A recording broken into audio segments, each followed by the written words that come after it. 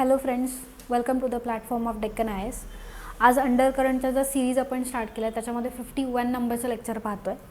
तर आजचा जो काही आपला टॉपिक आहे त्याच्यामध्ये पोस्ट फॅक्टो एन्व्हायरमेंटल क्लिअरन्सेस हा मुद्दा आहे, त्याच्यावर आपण डिस्कस करणार आहोत. तर पोस्ट फॅक्टो एन्व्हायरमेंटल क्लिअरन्सेस त्याच्या आधी म्हणजे आपण जाण्याआधी की करंट न्यूजमध्ये काय होतं आणि त्याचा सिग्निफिकन्स काय आहे, इम्पॉर्टन्स काय आहे, याच्या आधी आपला जो काही सिलेबस आहे म्हणजे ऑब्जेक्टिव्ह एक्झामचा सिलेबस, तर त्याच्यामध्ये हा टॉपिक कुठे रेलेव्हंट आहे आणि सिलेबसमध्ये कुठे मेन्शन केलेलं आहे हे आपण पाहूया. तर GS1 that is general studies 1मध्ये जॉग्रफीमध्ये जो काही 2.6 युनिट आहे तर त्याच्यामध्ये environmental geography with special reference to Maharashtra. ठीक आहे, म्हणजे आपण MPSC देत आहोत तर with special reference to Maharashtra. त्याच्यामध्ये बघा की एन्व्हायरमेंटचा जो काही पार्ट आहे तर बायोटिक प्लस अबायोटिक कंपोनंट्स, ठीक आहे, म्हणजे living plus non living things किंवा आपण त्याला पूर्ण आपलं इकोसिस्टम म्हणतो, ज्याच्या कीमध्ये आपण बायोटिक प्लस अबायोटिक गोष्टींचं इंटरॅक्शन असतं. त्यानंतर the flow of energy pyramid, nutrient cycle, food आणि फूड चेन किंवा फूड वेब. तर फूड वेब, फूड चेन याच्यावरती पूर्ण जी काही एनर्जीचा फ्लो आहे आपल्या इकोसिस्टममधला तो डिपेंड आहे. त्यानंतर त्याच्यामध्ये सुद्धा प्रायमरी प्रोड्युसर, सेकंडरी, टर्शरी, ठीक आहे, हे सगळं. त्यानंतर एन्व्हायरमेंटल डिग्रेडेशन, कन्झर्वेशन. तर हा पार्ट इथे सुद्धा रेलेव्हंट आहे की एन्व्हायरमेंटमध्ये जे काही डिग्रेडेशन होत आहे आणि त्याच्या कन्झर्वेशनसाठी काय एफर्ट्स घेतले जातात किंवा काय ॲक्ट्स पास केले जातात, पॉलिसीज बनवले जातात, काय लॉज डिझाईन केले जातात, या सगळ्या गोष्टी इथे येतात. त्यानंतर ग्लोबल इकोलॉजिकल इम्बॅलन्सेस. ग्लोबल म्हणजे जगभरामध्ये काय काय ग्लोबल इम्बॅलन्सेस होत आहे, जसं की हीट डोमचा जो कन्सेप्ट होता तो मध्यंतरी न्यूजमध्ये होता, तर त्याचा इम्पॅक्ट आणि तो जगभरात कुठे कुठे झाला, त्याचे इम्पॅक्ट्स काय होते हे पाहायला भेटलं. त्यानंतर रिडक्शन इन बायोडायव्हर्सिटी. तर बायोडायव्हर्सिटीमध्ये जे काही रिडक्शन होत आहे किंवा आपलं जे काही बायोडायव्हर्सिटी लॉस होत आहे तर त्याचे रिझन्स काय आहेत, त्याचे इम्पॅक्ट्स काय आहेत आणि ते इम्पॅक्ट्स कसे आणि कोणावरती होणार आहेत, ठीक आहे, हे सगळं. त्यानंतर थ्रेट्स टू बायोडायव्हर्सिटी. तर बायोडायव्हर्सिटी जे काही आपलं लॉस होत आहे तर त्याच्यामागे काय थ्रेट्स आहेत, म्हणजे ते थ्रेट्स नॅचरल असतील, मॅनमेड असतील, तर या सगळ्या गोष्टी इथे डिस्कस केल्या जातात. त्यानंतर man and wild life conflict. तर आपण याच्यावरती तर खूप सारे मूवीज वगैरे पाहत असतो की मॅन आणि वाईल्ड लाईफ कॉन्फ्लिक्ट काय आहे किंवा इंटरॅक्शन कमी पण कॉन्फ्लिक्टच जास्त होत आहे, कारण आपण त्यांच्या एरियाजमध्ये जेव्हा एन्क्रोच करत आहोत तर हे सगळं इथे इन्क्लूड केलं जातं. त्यानंतर डिप्लिशन ऑफ फॉरेस्ट. तर आपण पाहतो की अर्बनायझेशन जसं जसं होत आहे तर डेव्हलपमेंटल प्रोग्रामसाठी किंवा डेव्हलपमेंटसाठी आपण काय करतो आहे, फॉरेस्टचा जो एरिया आहे तो डिप्लीट करत चाललो आहे. त्यानंतर global warming, green house gas. तर अल्टिमेटली फॉरेस्ट कमी झाल्यावरती काय होणार आहे, ग्रीन हाऊस गॅस इफेक्ट होणार आहे. त्यानंतर ग्लोबल वॉर्मिंग आहे तर ग्रीन हाऊस गॅसेसमध्ये carbon monoxide, carbon dioxide, methane, CFCs, nitrogen oxide आणि त्याच्यामुळे होणारे जे काय आहे ते ॲसिड रेन्स. तर या सगळ्या गोष्टी. आणि हीट आयलँड्स इन महाराष्ट्र. तर हीट आयलँडची जी कन्सेप्ट आहे ती. त्यानंतर एन्व्हायरमेंटल लॉज आणि एन्व्हायरमेंट इम्पॅक्ट असेसमेंट. तर आजचा जो काही आपला डिस्कशनचा मुद्दा आहे तो म्हणजे एन्व्हायरमेंटल लॉज आणि एन्व्हायरमेंटल इम्पॅक्ट असेसमेंट याच्यावरती आहे की एन्व्हायरमेंट प्रोटेक्शनसाठी तुम्ही काय लॉज बनवता आणि एन्व्हायरमेंटल इम्पॅक्ट असेसमेंट काय आहे. तर हा जो काही आहे तो आज आपला मुद्दा आहे. त्यानंतर बघा क्योटो प्रोटोकॉल आणि कार्बन क्रेडिट्स ह्या दोन कन्सेप्ट आहेत. तर क्योटो प्रोटोकॉलसुद्धा एक घेतलेलं इनिशिएटिव्ह आहे जे एन्व्हायरमेंटच्या कन्झर्वेशनसाठी आपण म्हणू शकतो. त्यानंतर एन्व्हायरमेंटल लॉज आणि एन्व्हायरमेंटल इम्पॅक्ट असेसमेंट.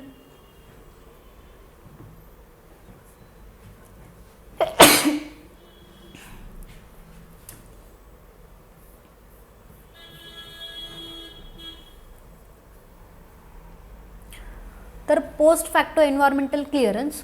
तर बघा की न्यूजमध्ये काय होतं, that is the supreme court has concluded that ex post facto environmental clearances are acceptable. म्हणजे एन्व्हायरमेंटल इम्पॅक्ट असेसमेंट आहे ते जेव्हा आपण एखादा डेव्हलपमेंटल प्रोजेक्ट एन्व्हायरमेंटमध्ये जेव्हा इम्प्लिमेंट करतो तर त्याच्या आधी त्याची काय रिस्क आहे, म्हणजे त्याचे काय प्रो आणि कॉन्स आहेत याचं कॅल्क्युलेशन म्हणजेच की एन्व्हायरमेंटल इम्पॅक्ट असेसमेंट. तर ते प्रोजेक्ट जेव्हा आपण इम्प्लिमेंट करतो त्याच्या नक्कीच आधी केलं जातं. पण इथे सुप्रीम कोर्टने सांगितलं आहे की जे काही एक्स पोस्ट फॅक्टो म्हणजे एन्व्हायरमेंटल प्रोजेक्ट्स जे काय आहेत ते इम्प्लिमेंट केल्यानंतरसुद्धा त्यांचं जे काही एन्व्हायरमेंटल क्लिअरन्सेस आहेत ते एक्सेप्टेबल आहेत. तर in response to claim that biomedical treatment facility was set up and run without the EC that it that is environmental clearance and it has raised the concern over the environmental degradation. तर medical waste आपल्याला माहिती आहे की that is hazardous waste. तर असाच एक plant होता ज्याच्यामुळे हा जो काही मुद्दा आहे तो चर्चेत आलेला आहे. तर आधी काय आहे बघूया की ex post facto environment clearance आधी काय आहे. तर it refers to allowing functioning of an industry or project which has started operating without obtaining the green clearance and disclosing the probable environmental impacts of the project. म्हणजे permission घेऊन आपण एखादं काम चालू करत असतो एन्व्हायरमेंटल, जेव्हा आपण एन्व्हायरमेंटचा विचार करतो किंवा एन्व्हायरमेंटल डिग्रेडेशन होणार नाही याचा, पण असे काही प्रोजेक्ट्स आहेत ते विदाऊट परमिशनसुद्धा काय केलेले आहेत, डायरेक्टली इम्प्लिमेंट केलेले आहेत आणि त्याच्यानंतर त्यांचं परमिशनसाठी अप्लाय केलेलं आहे. तर यालाच म्हणतात ex post facto environment clearance. तर functioning of industry or project म्हणजे इंडस्ट्री किंवा फंक्शनिंगचं जे काही इंडस्ट्री किंवा प्रोजेक्टचं functioning which started operating without obtaining green clearance. तर ग्रीन क्लिअरन्स भेटण्याच्या आधीच त्यांचं काय झालेलं आहे, प्रोसेस जी आहे ती स्टार्ट झालेली आहे. And disclosing the proper environmental impact. तर हे स्टार्ट करायच्या आधी त्यांनी जे काही एन्व्हायरमेंटल इम्पॅक्ट होणार आहेत तर ते पॉझिटिव्ह नेगेटिव्ह असेल तर ते डिक्लेअर करायच्या आधी किंवा डिस्क्लोज करायच्या आधीच त्यांनी काय केलं आहे, त्यांचं फंक्शनिंग चालू केलेलं आहे. तर त्याच्यानंतर त्यांचे जे काही प्रपोजल्स आहेत ते एक्सेप्ट केले जातात. That is nothing but ex post facto environmental clearance. तर a bench of supreme court observed that the Environmental Protection Act 1986 did not absolutely prohibit the grant of ex post facto clearance. तर जे काही environment protection act होतं त्यांनी clearly असं सांगितलेलं होतं की डिड नॉट ॲब्सोल्युटली प्रोहिबिट. तर ॲब्सोल्युटली प्रोहिबिट केलं नव्हतं. That is x post facto clearance and it should not be granted routinely but in exceptional circumstances taking an account in the relevant environment factors. तर exceptional केसेसमध्ये it should not be granted. तर concerns काय आहेत बघा. अ post facto assessment defeats a very purpose of environment impact assessment because irreversible ecological damage can already have been committed with the commencement of the operations. तर काही projects जेव्हा आपण implement करतो तेव्हा ते इरिव्हर्सिबल डॅमेज देत असतात एन्व्हायरमेंटला आणि ते ऑलरेडी तिथे जे काही डॅमेजेस आहेत तर ते इकोलॉजिकल डॅमेजेस ऑलरेडी जर झाले असतील तर we cannot reverse them back. ठीक आहे. तर अशा वेळेला काय आहे की we have to check for the ex post facto environmental clearances. तर the Food and Agriculture Organization of United Nations define the purpose of EIA as altering decision makers. तर जे काही फूड आणि ॲग्रिकल्चर ऑर्गनायझेशन आहे तर त्यांनी याला altering decision makers म्हणून डिफाईन केलेलं आहे. And regulatory agencies at the public of environmental consequences of the project so that those projects can be modified to prevent environmental deterioration. तर या प्रोजेक्ट्समध्ये जे काही एन्व्हायरमेंटल डिटोरिएशन करण्याची जी कॅपॅसिटी आहे दॅट इज एन्व्हायरमेंटला हार्म करण्याची जी कॅपॅसिटी आहे तर त्याला मॉडिफाय करा किंवा त्याला मिनिमाइज करता येईल का किंवा त्याच्या मॉडिफिकेशन्समध्ये काय चेंजेस करता येतील. तर to prevent the environmental deterioration, to avoid construction errors and to first all the economic losses caused by the negative side effects. तर इथे सांगितलेलं आहे की जे काही नेगेटिव्ह साईड इफेक्ट्स आहेत तर त्याला रिड्यूस करता येईल का किंवा काय चेंजेस करून जे एरर्स आहेत तर ते कमी करता येतील. तर याच्यावरती सुद्धा आपण काय केलं पाहिजे, the consequences of the project we have to work on this thing also. तर the industries are encourage to commence operations without bothering of clearances आणि eventually by paying the penalty amount. तर इथे पेनल्टी अमाऊंट न भरता तुम्ही काय करा की जे काही ऑपरेशन्स आहेत ते कमर्शियल लेवलवरती तुम्ही you have to without bothering for the clearances and eventually by paying the penalty amount. तर पेनल्टी अमाऊंट तर you have to pay but without bothering about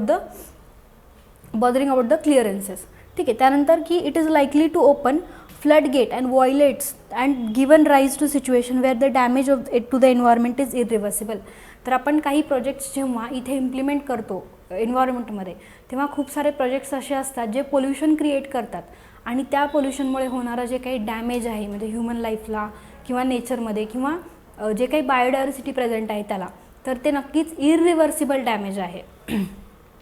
तर हे इरिव्हर्सिबल डॅमेज जे आहे ते लॉज तर व्हायोलेट करतच आहे, पण याच्यासाठी आपण हे मिनिमाइज करण्यासाठी सुद्धा काय करायला हवं. ठीक आहे, that is floodgate the violations and give rise to the situations. तर अशा नवीन सिच्युएशन्सला अराईज करत आहे जिथे की आपण लॉज तर व्हायोलेट करतच आहोत, पण जे काही इरिव्हर्सिबल डॅमेज आहे ते आपण एन्व्हायरमेंटला कॉज करत आहोत. तर environmental impact assessment it can be defined as a study for predicting the effect of proposed activity or project on the environment. तर जो काही डेव्हलपमेंटल प्रोजेक्ट किंवा एखादी ॲक्टिव्हिटी आपण एन्व्हायरमेंटमध्ये करतो आहे तर त्याचे प्रेडिक्शन्स आधीच करणे की it will be good or bad, तर यालाच म्हणतात environment impact assessment. It is a statutory under environment protection act 1986. तर हे एन्व्हायरमेंट प्रोटेक्शन ॲक्ट जो आहे 1986चा, तर त्याच्या under it comes under this. then screening is based upon the scales of investment, type of development and location of the development. तर which type of industry म्हणजे chemical industry आहे, फर्टिलायझरची आहे, medical आहे, ठीक आहे, म्हणजे विच टाईप ऑफ इंडस्ट्री आहे, location काय आहे म्हणजे रुरल एरियामध्ये आहे, अर्बन एरियामध्ये आहे. तर या सगळ्या गोष्टी plus investment, scales of investment, या सगळ्या गोष्टी लक्षात घेऊन हे जे काही क्लिअरन्सेस आहेत ते इथे दिले जातात. And location of the development is done to see whether the project requires an environmental clearance as per the statutory notifications. तर या सगळ्या गोष्टी म्हणजे लोकेशन आहे, इन्व्हेस्टमेंट आहे, त्यानंतर डेव्हलपमेंटल टाईप ऑफ डेव्हलपमेंट काय आहे, तर या सगळ्या गोष्टी लक्षात घेऊन इथे याला क्लिअरन्स द्यायचा की नाही म्हणजे एखाद्या प्रोजेक्टला, तर हे ठरवलं जातं या नोटिफिकेशन जे काही 1986च्या ॲक्टखाली नोटिफिकेशन्स येतात त्याच्यानुसार. त्यानंतर scoping is a process of dealing the terms of reference of environmental impact assessment, that is main issue or problem with the development as a project. तर सेकंड स्टेज आहे स्कोपिंग, म्हणजे याचा काय आपल्याला याच्यामध्ये काय डिटेलिंग आहे किंवा detailing of the terms related to the environmental impact assessment. तर या म्हणजे तिथे काही टर्म्स आहेत ज्या डिफाईन केलेल्या आहेत, तर याच्या डिटेलिंगमध्ये जाऊन दिस इज नेसेसरी ऑर नॉट किंवा हे काय प्रॉब्लेम्स क्रिएट करू शकतात, तर याच्यावरती जे काही आहे ते पाहून नंतर क्लिअरन्सेस दिले जातात. त्यानंतर environment prediction involves mapping the environmental consequences of the significant aspect of the project and it's alternatives. तर जर एखादा प्रोजेक्ट आहे जो खूप जास्त हार्म क्रिएट करत असेल, इरिव्हर्सिबल असेल, तर त्याचे अल्टरनेटिव्स काय आहेत हे पाहणं. त्याच्यानंतर environmental consequences of a significant aspect म्हणजे एका सर्टन सिग्निफिकंट ॲस्पेक्टमध्ये do they work or not, ठीक आहे, हे इथे बघणं. त्यानंतर the public mandatory needs to be informed and consulted on the proposed development after the completion of environmental impact assessment report. तर जेव्हा रिपोर्ट आपण तयार करतो तर याच्यामध्ये पब्लिकला सुद्धा विचारलं जातं, that is public mandatorily needs to be inform. तर इथे कळवलं जातं की when the project is going to be implemented, कारण अल्टिमेटली जेव्हा आपण तिथे राहतो आहे किंवा त्या एन्व्हायरमेंटमध्ये राहतो आहे तर आपल्यावरती पण काय होणार आहे, त्याचा इफेक्ट होणार आहे. तर same way it is done. त्यानंतर क्लिअरन्सची प्रोसेस काय आहे बघा की EIA report is prepared to get the environmental clearance for the project. The process of public hearing is conducted before the issue of consent to established by the state regulators. तर public हिअरिंगची जी process आहे ती इथे केली जाते. त्यानंतर concerns of the people living in the proposed project area are heard. तर ज्या एरियामध्ये तो प्रोजेक्ट आपल्याला इम्प्लिमेंट करायचा ज्या लँडवरती, तर तिथल्या नियर बाय पीपलला सुद्धा काय केलं जातं, इथे कन्सर्न विचारला जातो त्यांचा की वॉट म्हणजे त्यांचं काय मत आहे याच्यावरती.